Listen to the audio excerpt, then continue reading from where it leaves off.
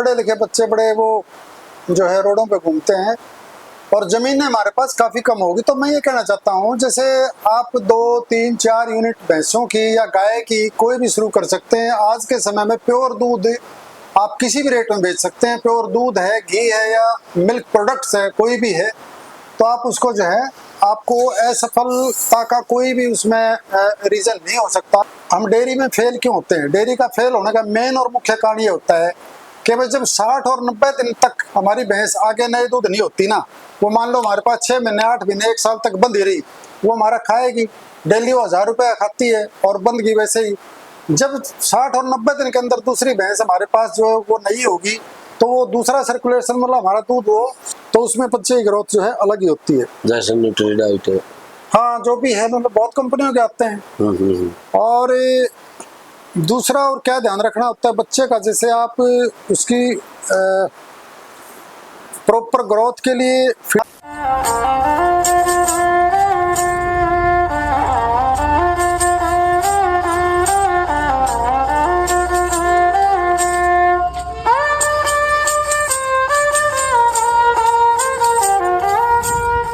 राम राम भाई सारे साथियों ने, मैं आपका भाई राहुल बुरा घोगड़िया और डॉक्टर बोले पशुपालन की बात एक बार फिर आपके सामने एक वीडियो लेकर आए हैं। और आज आप पहुंच रहे हैं भाई जींद में, और जींद में पहुंच रहे हैं माननीय धर्मपाल जी मलिक के पास आप पहुंच रहे हैं। और बहुत ही प्रसिद्ध डॉक्टरों में एक प्रसिद्ध डॉक्टर हमारे बीच धर्मपाल जी मलिक हैं, तो बातचीत कराएंगे डॉक्टर साहब से।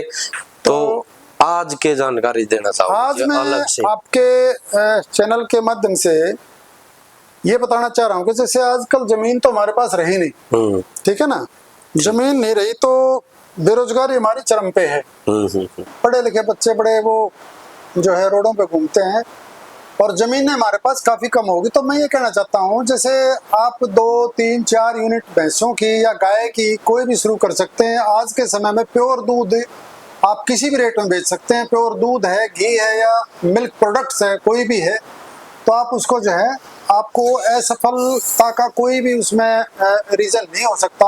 आप सफल होंगे ही होंगे। आपके अंदर बशर्ते के डेडिकेशन होना चाहिए, आपके अंदर काम का जज्बा होना चाहिए। ऐसे ढुलमुल की नीति से तो कोई भी काम नहीं होगा। चाहे राहुल जी आप करते हैं तो कोई भी काम, आपका चैनल चला रहे हो तो वो भी नहीं होता। बिल्कुल जी, आप एक डेडिकेशन से लगेंगे। तो मैं ये कहना चाहता हूँ, जैसे आजकल तो लोग ऐसे ऐसे आते हैं भी, हमें 20 किलो की 25 किलो की भैंस चाहिए, आप कितने रुपए लो। हाँ, तो उसमें मैं ये कहना चाहता हूँ भी आप जो है स्टार्टिंग में कोई बच्चे कहते हैं जी हम इतने पैसे कहाँ से लाएं, इतने बड़ी जो है कीमत की भैंस कैसे खरीदें। आपको भैंस खरीदने की जरूरत नहीं इतनी कीमत की। जो भी पशु आपके घर पे है, जैसी भी भैंस है, आप उसी से स्टार्ट करो।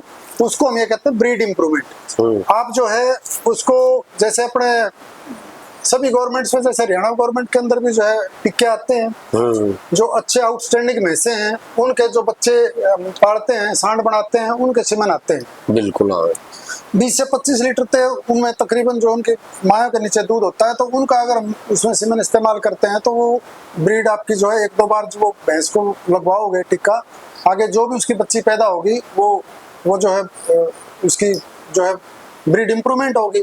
1-2 बार और करोगे तो फिर हो जाती है। तो कहने का मतलब इस टाइप से आप अपने घर से ही शुरुआत कर सकते हो। उसके बाद आपकी जो कम प्रोडक्शन की उसको आप सेल करते रहो, और जो बढ़िया जो तैयार होगी फिर उसको पालो और उसको पाड़ के उसको भैंस बनाओ, उसका दूध। उसका मेन काम आप ये देखो कि भाई सबसे पहले तो आप जो है, हम डेयरी में फेल क्यों होते हैं? डेयरी का फेल होने का मेन और मुख्य कारण ये होता है कि भाई जब 60 और 90 दिन तक हमारी भैंस आगे नए दूध नहीं होती ना, वो मान लो हमारे पास 6 महीने 8 महीने 1 साल तक बंधी रही, वो हमारा खाएगी, डेली वो 1000 रुपया खाती है और बंद की। वैसे ही जब 60 और 90 दिन के अंदर दूसरी भैंस हमारे पास जो वो नहीं होगी, तो वो दूसरा सर्कुलेशन मतलब हमारा दूध वो मतलब बंद नहीं होगा। हाँ जी।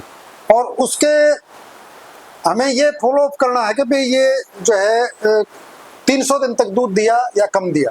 लैक्टेशन पीरियड भी 300 दिन होना चाहिए उसका। उसके बाद ड्राई पीरियड है जो वो हम 60 से 90 दिन तक जो है मान लेते हैं। जब तक 2 या 3 महीना हम उसको ड्राई पीरियड या छोड़ेंगे ना दूध से, तब फिर अगली बात हो दूध नहीं देगी। फिर प्रेगनेंसी के दौरान आपने क्या ध्यान रखना है वो भी बहुत जरूरी है। उसके अंदर फीड जो है आपको किस टाइप का देना चाहिए वो ध्यान रखो। फिर भैंस व्याप्ति है तो उसके बाद आपने जो काफी चीजों का ध्यान रखना पड़ता है। अगर आप उसमें कोई प्रॉपर एक तो साफ सफाई का इतना ज्यादा तो आपको ध्यान रखना पड़ेगा। जैसे मान लो आप कोई उसको हम भैंस कोई बढ़वाता है, जैसे परचूरिस होने लग रही है, कई बार हमारे हाथ काफी गंदे होते हैं, उसी से उससे क्या जेनिटल ट्रैक्ट के अंदर इन्फेक्शन चला जाता है। बिल्कुल। उसमें जो है सफेदा गिराने लग जाएगी भैंस, या भैंस के अंदर जेर रहेगी तो रिपीट ब्रीडिंग हो जाएगी, वो भैंस रुकेगी नहीं, तो उसमें वहीं से आपकी असफलता शुरू होगी।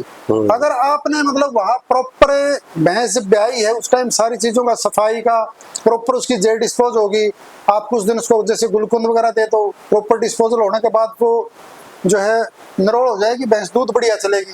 अगर उसके अंदर सफेदा है, वो जेर भीग रहा है तो वो जो है दूध चलेगी नहीं, और आगे उसको आप 6-8 महीने तक ये नहीं पता, क्या पता वो भैंस आगे रुके, आगे रुके ना रुके, तो उसमें वहीं से असफलता शुरू होगी। और 60 दिन से और 90 दिन तक आपने वो नहीं करवा दी तो आप सक्सेस की तरफ बढ़ गए, आपको कोई फेल कर ही नहीं सकता। एक बच्चे के ऊपर मैं कहना चाहता हूँ, बच्चे के ऊपर आपने इतना विशेष ध्यान रखना देना चाहिए। जैसे बच्चा पैदा होता है, अब 25 लीटर भैंस मान लो जो दूध देती है, अगर उसकी कटड़ी है, अगर उसकी आपने देख रेख नहीं की तो वो तो आपने अपना नुकसान नहीं, मैं कहता हूँ तो इतना बड़ा नुकसान, देश का नुकसान कर लिया।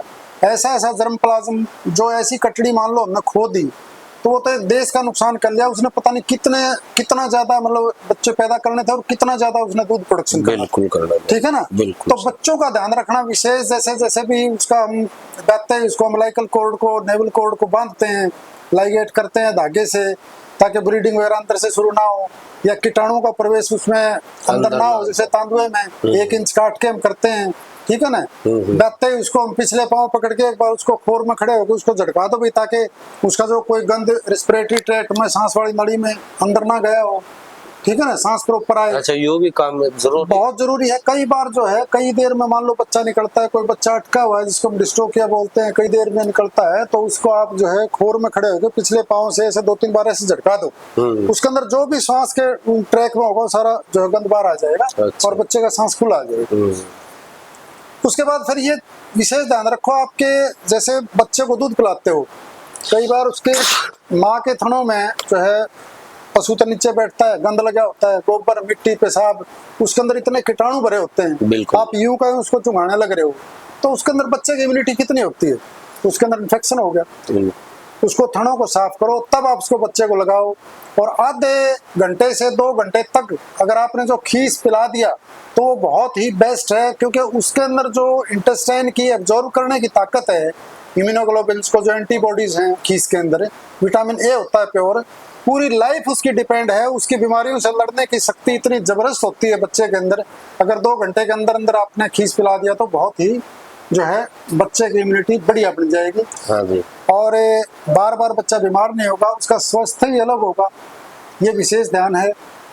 कई बार बच्चे को जो है दस्त शुरू हो जाते हैं, वो क्या कई बार ओवर फीडिंग हो जाती है। आप ये देख लो बच्चे का बॉडी वेट कितना है, उसके हिसाब से जो है इकट्ठा मान लो 30 किलो है तो आप 3 किलो उसको 2 टाइम में पिलाओ, 2 टाइम में पिलाओ, 3 टाइम में पिलाओ, ठीक है ना। तो उससे बच्चे की ग्रोथ आपकी अलग ही होगी। फिर उसको डीवर्मिंग जरूर करो।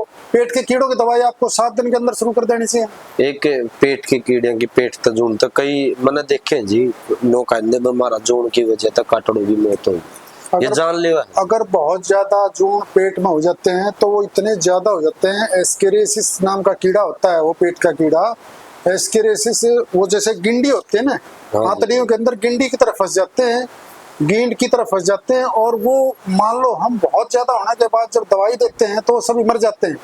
मर जाने के बाद फिर उनका जहर होता है, वो जहर छोड़ते हैं, टॉक्सिन्स बन जाता है उसका। वो टॉक्सिन जब छोड़ते हैं तो ब्लड स्ट्रीम में उसके खून में जमा हो जाता है बच्चे के में, उसको बचाना इतना मुश्किल होता है जिसका कोई भी अंदाजा नहीं। तो वो स्थिति ना आए अपने को, इसलिए बच्चे को आप 7 दिन से जो है दवाई शुरू कर दो। पिप्राजिन है, फेनबेंडाजोल है, एल्बेंडाजोल है, बहुत तरह की दवाइयां आती हैं। उसके बाद 3 महीने का होता है, जब तक मैं कहता हूँ 15-20 दिन के अंतर पे आप देते रहो। 3 महीने के बाद आप 1-1 महीने के अंतर पे दे दो 6 महीने तक, उसके बाद 3-3 महीने के अंतर पे कर दो, बच्चे की ग्रोथ अलग ही होगी। अच्छा जी। एक आप उसको विटामिन ए दे सकते हैं, विटामिन ए बहुत अच्छा, जैसे साथ में सप्लीमेंट दे सकते हैं, जैसे वाइमरल वगैरह आते हैं, विटामिन ए की जो सप्लीमेंटेशन आती है कैल्शियम के साथ कई जगह मिलाते हैं, तो उसमें बच्चे की ग्रोथ जो है अलग ही होती है, जैसे न्यूट्रीडाइट है, हाँ जो भी है, मतलब बहुत कंपनियों के आते हैं। और दूसरा और क्या ध्यान रखना होता है बच्चे का, जैसे आप उसकी प्रॉपर ग्रोथ के लिए फीडिंग सही करो और साफ सफाई का इतना ज्यादा विशेष ध्यान रखो कि मान लो उसमें कई बार क्या होता है, बच्चे को दस्त शुरू हो गए, अब उसको जब तक क्या पता नौकर है तो मालिक को बताएगा 2 दिन हो जाते हैं, बच्चा दूध पीना बंद कर देता है, उसके बाद बच्चे में रहता ही कुछ नहीं है, पहले कुछ अपना इलाज करेंगे, फिर डॉक्टर को बुलाएंगे, डॉक्टर को भी इतना टाइम नहीं होता कि बच्चे को बैठ के वो 1-2 घंटा बोतल चढ़ाए, वो भी भागम भाग होता है, तो वो बच्चा चला जाता है। तो मेरा कहने का तात्पर्य ये है राहुल जी, अगर कोई बच्चा 25 लीटर वाली भैंस का अगर हमने खो दिया तो नेशनल लॉस तो किया ही क्या है, हमने अपना लॉस भी किया और सारे देश का नुकसान किया। इस तरह धर्म प्लाज्मा रोज रोज मिलता नहीं है।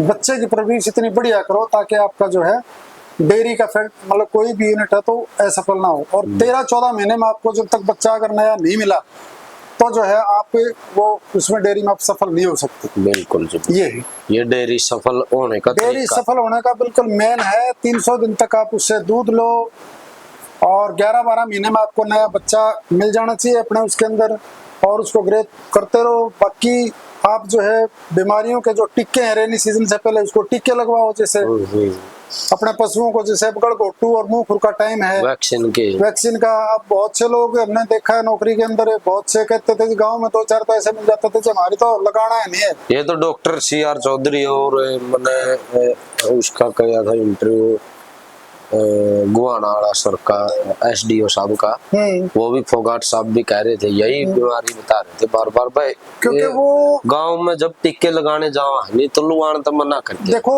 ये आप राहुल जी क्या है, जैसे अपन छोटे बच्चों को पोलियो की दवाई पिलाते हैं तो एक दिन तो उस बच्चे को बुखार हो जाता है, बुखार की गोली देते हैं डॉक्टर साथ में। इसी प्रकार से जब वो टिक्का शरीर में उस बीमारी से लड़ने की ताकत पैदा करता है तो उसके अंदर स्ट्रेस तो पड़ेगा ही बॉडी पे। बिल्कुल उसके अंदर इतना स्ट्रेस पड़ता है, बुखार भी होता है, दूध भी 2-4 दिन के लिए उसका बिल्कुल कम हो जाता है। जो औरतें हैं दूध निकालने वाली वो कहते हैं जी ना हमारे तो दूध जमा सूख जाएगी, हमारे तो लाना ही नहीं टिक्का। एक बार है मुझे एक जगह पोस्टिंग थी, मैं नाम नहीं भी बताना चाहता, वो बंदा जैसे किसी भी तरह टिक्के लगवाया नहीं करता और वहां पे जो है एक बार गड़घोटू का मतलब इस तरह की बीमारी आ गई समस्या आ गई, तो उसने जो है टिक्के लगवाए नहीं थे। टिक्के नहीं लगवाए तो उसने जो है उसके पशु ज्यादा थे, कम से कम 20-25 पशु रखता था। उसको जी इतना ज्यादा नुकसान हुआ, 5-6 भैंसें मर गई, कई हजार रुपए की दवाइयां भी लग गई और आखिर जो है उसके बाद वो बंदा जब मैं वहां रहा तो सबसे पहले आया करता जी हमारे टिक्के लगा गया टिक्के। तो ये मोटी बातें हैं जो साइंटिफिक तरीके से आप अगर डेयरी पालन में चलेंगे तो कोई फेल नहीं हो सकता। आजकल तो सोशल मीडिया का जमाना है, बढ़िया भैंस पालो। मैं कहता हूँ कोई रेट ही नहीं मिलते पशुओं के, पशु रहे नहीं गाँव में, पता नहीं क्या बात है।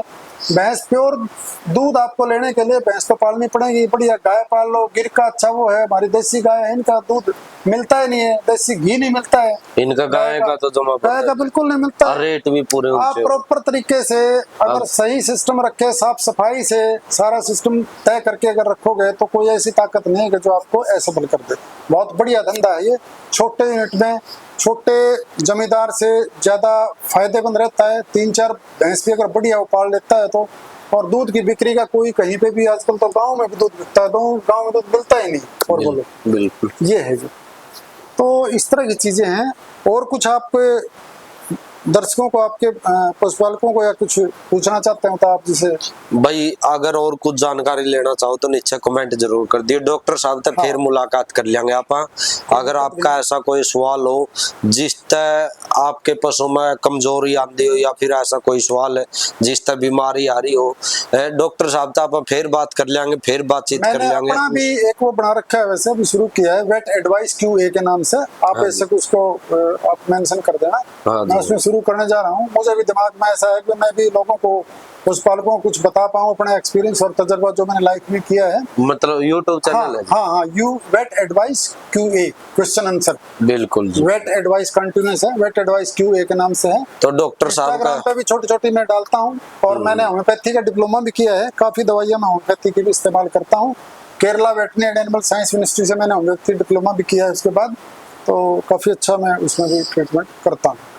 तो होम्योपैथी काली केरला की बड़ी मशहूर है। हाँ बिल्कुल, वहाँ तो हरियाणा के कई डॉक्टर मैंने सुने, काफी लोग। ये हमने गवर्नमेंट ऑफ हरियाणा के अंदर जब जॉब में थे तभी सरकार ने करवा दी थे, पर डिस्ट्रिक्ट 2 वेटरनरी सर्जन को करवाया था। तो भाग्य से हमें भी मौका मिल गया था करने का। अच्छा, और अच्छा। वैसे भी मैं जब राजस्थान में था, राजस्थान के अंदर होम्योपैथी का काफी ज्यादा ट्रीटमेंट होता रहता है, वहां से भी मैं होम्योपैथी का ट्रीटमेंट में मेरा जो है मैं इस्तेमाल किया करता पशुओं में दवाइयाँ, तो काफी मुझे नॉलेज है। और इसके ट्रीटमेंट ये जो मैंने डिग्री डिप्लोमा किया, इसके बाद तो और काफी ज्यादा मैं इस्तेमाल करना शुरू कर दी। चलो सर, ठीक है जी, बहुत बहुत थैंक यू, बहुत बहुत धन्यवाद जी। आप सभी दर्शकों को मेरा राम राम, धन्यवाद, थैंक यू। अगर भाई को कमेंट हो तो डॉक्टर साहब के लिए एक जरूर, आपके पशु में कोई बीमारी हो तो डॉक्टर साहब के लिए कमेंट किसी छोड़ तरह दियो। का, हाँ, किसी भी तरह की कोई बीमारी हो, तो पूछना और है इंटरव्यू कैसा लगा डॉक्टर साहब के लिए एक वैसा कमेंट भी छोड़ दियो। और भाई आगे फिर मिलांगे किसी नेक्स्ट सेलिब्रिटी के साथ या फिर डॉक्टर साहब के साथ। तो तब तक के लिए जय जवान जय किसान, जय भारत माता की। ठीक है जी डॉक्टर साहब, धन्यवाद। ओके, धन्यवाद, थैंक यू।